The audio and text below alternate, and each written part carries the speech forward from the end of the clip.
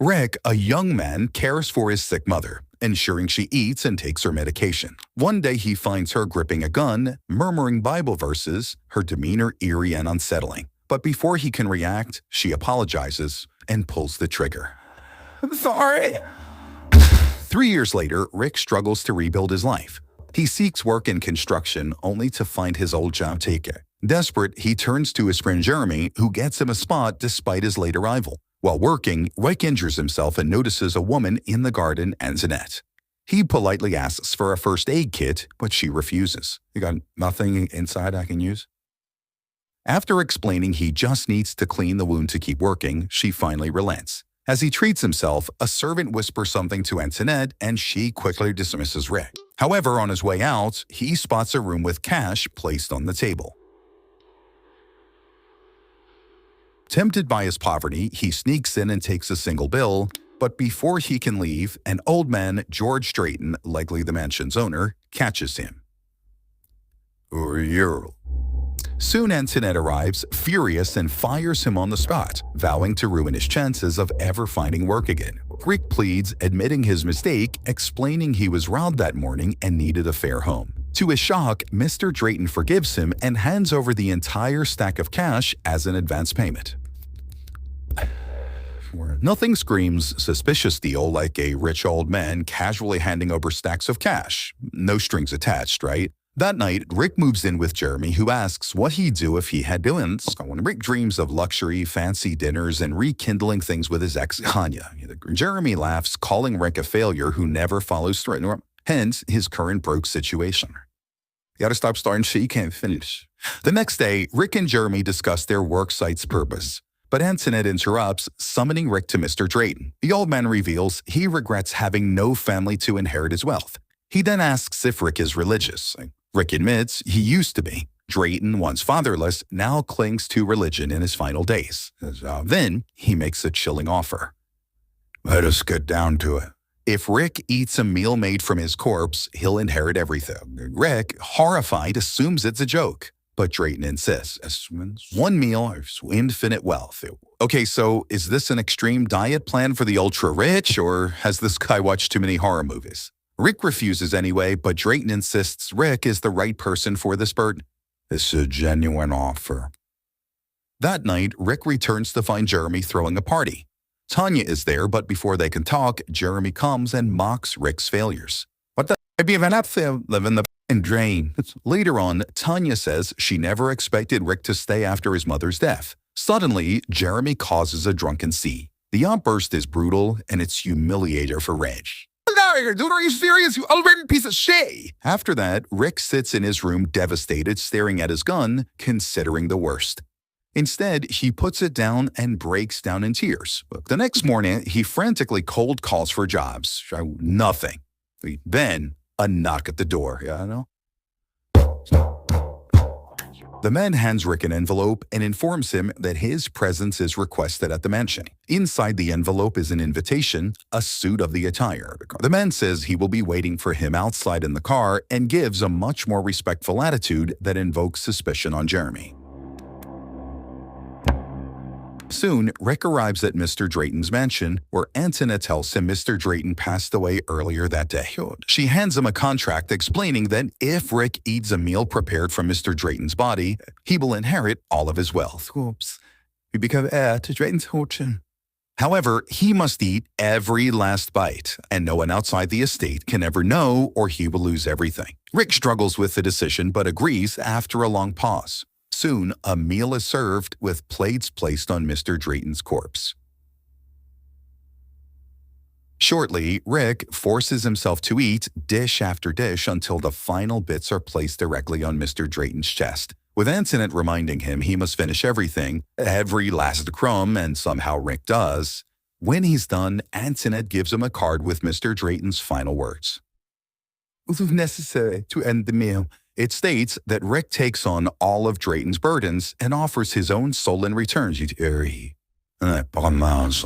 Without thinking clearly, Rick signs the contract and leaves, but it's clear he is already starting to feel unwell. Soon after, Rick returns home and collapses into bed exhausted, but when he closes his eyes, he finds himself underwater. surrounded by terrifying demonic creatures.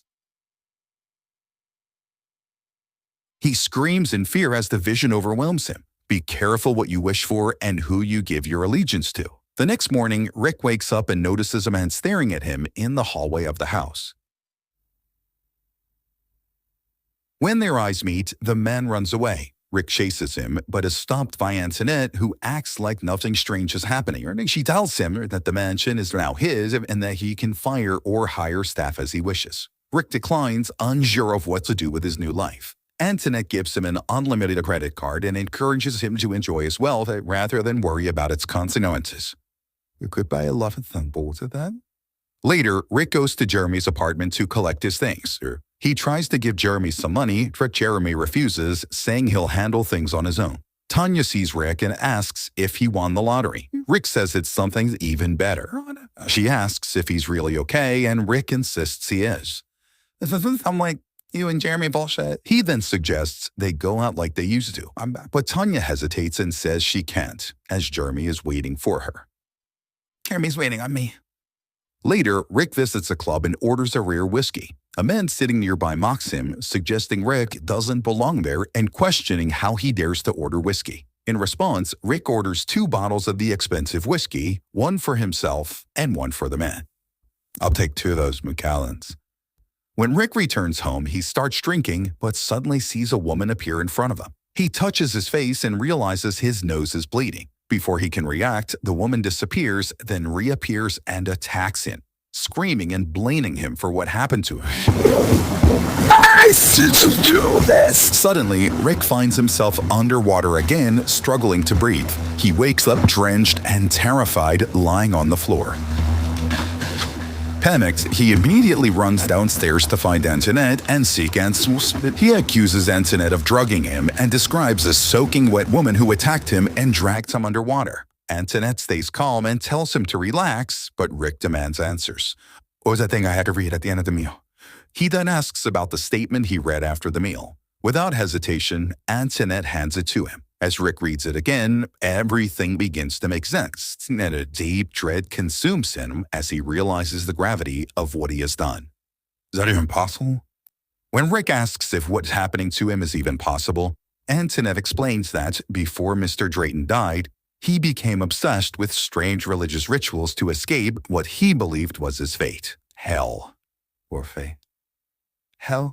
Soon, Rick discovers a book about an old practice where families hired someone, usually a peasant, to eat a meal off a corpse, possibly a family member, transferring the dead person's sins to the eater. These people were called sin eaters. Rick realizes this is what he has become. A sin eater?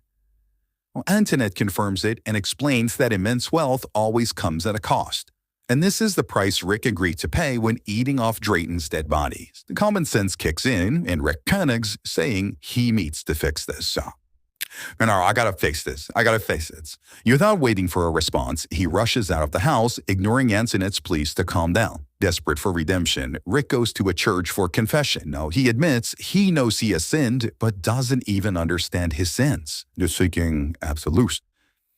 Yeah. The priest tells him he must first acknowledge his wrongs before he can be forgiven. Without that, absolution isn't possible. Frustrated, Rick returns home and questions the servants about Mr. Drayton. However, they all avoid him, refusing to speak. You know anything about Drayton hurting somebody? Honestly, at this point, Rick probably wishes he could fire all of them and hire people who actually answer his questions. Finally, he demands answers from Antoinette, threatening her job if she doesn't tell him everything. Antoinette calmly gives Rick documents. Mr. Drayton's coroner report, crime scene photos, police records, and a taped confession. Rick learns that Mr. Drayton was suspected of murdering his wife Susan, who had been having an affair. Mr. Drayton always claimed innocence, but Rick realizes the woman who attacked him was Susan's spirit. Shortly after, Rick goes back to the church and confesses, saying he killed Susan. The priest asks why he did it, but Rick, overwhelmed, says he doesn't know. He only regrets everything. As the priest prays, Susan's vengeful spirit reappears and tries to strangle Rick. But luckily, the priest's prayers drive her away and Rick is delivered. Good thing the holy prayers work faster than Rick's decision-making heroes. The next day, Tanya calls Rick worried about Jeremy. She says Jeremy has been acting paranoid and distant, and she asks Rick to talk to him before it's in late. That night, Rick notices a dark figure standing silently near his couch. Suddenly, a lamp crashes to the floor. Following a rope lying on the ground, Rick freezes in fear when he sees a man wearing a mask nearby. The masked man moves toward Rick, who stumbles upstairs in terror, searching for Antoinette. Instead, a ghostly child appears. Just as Rick panics, Antoinette walks it calmly, asking if he called for her. Rick tries to explain, but finds himself speechless. The Antoinette then reveals a shocking truth. Mr. Drayton wasn't born wealthy. He had also been a sin-eater, which is how he first gained his fortune. Sin-eaters inherit the sins of their clients, taking on all the crimes and evil deeds of the dead. Antoinette tells Rick that everything he is experiencing, ghosts, haunting visions, is the result of those sins. She warns him that this torment will never end. He saw the same things you did. Antoinette explains that over time, Mr. Drayton became consumed by the birdie. He lived in constant fear, haunted by the same visions Rick now endures. Eventually, Mr. Drayton couldn't take it anymore and ended his own life, knowing his sins would be passed to Rick. Rick asks how he can get rid of the sins. Antoinette says the only way is to pass them on to someone else willing to take his place. If he doesn't, he will carry the sins until his death, and his suffering will continue even after that. Likely be tortured for all eternity. She advises him to enjoy his wealth while he can and offers him pills to help him cope. Rick refuses, saying she can't help him. He then goes back to the church again to find some peace, but the priest refuses to let him in. And even the priest is like, nope, not a problem, buddy. Go, kid, pith, and... That night, Rick, unable to sleep, finally gives in and takes the pills. As he lies in bed, he sees a ghostly figure standing nearby. It disappears and reappears moments later, looming over him. Hannett falls out of bed, his mouth foaming. Just then, Antoinette enters, but Rick is no longer fully conscious. He hears his mother's voice and sees her standing before him. Right. As Rick moves toward the figure of his mother, Dr. Kildare revives him. Later, Rick tells Antoinette he wants to try something that holds it. Antoinette, though skeptical, agrees to help, admitting that even Mr. Drayton never considered this idea. She asks Rick if he's truly ready to let go of everything. You're sure you're willing to let all this go? He is ready. However, he hesitates when she asks if he has someone that minds him has the status too. He then asks if Antoinette would take them instead. He suggests this could free her from her car's life, giving her control for once. Antoinette hesitates, saying her contract might not allow it. Rick insists, saying he can through the saloon. So that's it, but... Soon, Antoinette suggests Jeremy as the next sin-eater, when Rick refuses. You're playing, he can't do that to someone he's known his whole life. Antoinette explains Shannon needs someone desperate, capable of theft and violence. Suddenly, Rick sees a ghostly behind her and grows more frantic, insisting Jeremy cannot be the one. What's that? Just then, Jeremy calls, panic, saying he's in trouble with dangerous people and needs money. Rick rushes to his house with cash. The place is a wreck. Rick grabs his gun in case anything goes wrong. But soon he sees a ghost begging for help and fires in panic. However, when he looks again, he realizes he has shot Tanya. Shocked, he stares at her lifeless body. Shortly, Rick's driver comes in and manages to pull him away from the crime scene, taking him home. Antoinette reassures him everything will be handled. They're taken care of. Exhausted, Rick says he just wants it all to end, and Antoinette tells him he knows what he must do for peace. Rick decides to pass the curse to Jeremy and calls him over. Jeremy arrives, distraught, saying Tanya is dead. He blames himself in believing he could have saved her. And hopeless, Jeremy asks to work for Rick. I can help you with whatever, anything. Antoinette then reveals the truth. Rick wants Jeremy to become his sin-eater. Jeremy must eat a meal from Rick's dead body to inherit his wealth. Shocked, Jeremy asks if Rent is dying. Antoinette explains Rick has chosen this life isn't for him and believes Jeremy can handle the burden. Shortly, Rick lies on a table as Dr. Kildare prepares the ritual. Antoinette reassures him it will work. It's going to... Soon, Kildare administers a lethal injection, stopping Rick's heart. In another world, Rick wakes up and sees ghosts pleading for help and his mother in the distance. As he approaches, she transforms into Tanya. They apologize to each other before Tanya vanishes before his eyes. Shortly, the ghosts turn on Rick, but his mother's spirit drives them away. Then Rick gasps awake. Antoinette confirms that Jeremy completed the ritual, recited the prayer, and has taken over Rick's life. He's already begun getting orders.